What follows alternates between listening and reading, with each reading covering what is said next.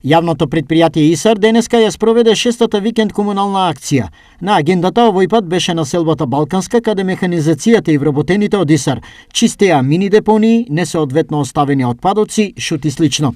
Одговараме во најбрз можен рок на потребите и барањата на нашите сограѓани и во наредниот период до Нова година, во зависност од временските услови, нашите екипи ќе продолжат да одговарат на тие повици и да вршиме детално и темелно чистење низ населбите каде што ќе има потреба. За жителите од оваа штипска населба присуството на ИСАР е добродојдено, бидејќи со години околу нив владеел комунален неред. Денешната акција поздравуваме фалому на градоначалникот.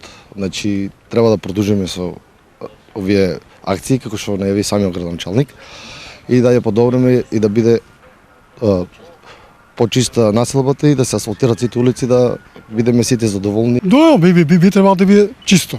Треба се треба да биде чисто, да пазат луѓето што фрлат отпад, кешиња, вау. Вообичаено како и досега на сите акции присуствуваше и градоначалникот Иван Јорданов, кој освен вакви во наредниот период најави активности кои се однесуваат на асфалтирање улици и уредување на други содржини. Ќе се пристапи кон асфалтирање на 2 улици и едно спортско игралиште, комплетно уредување.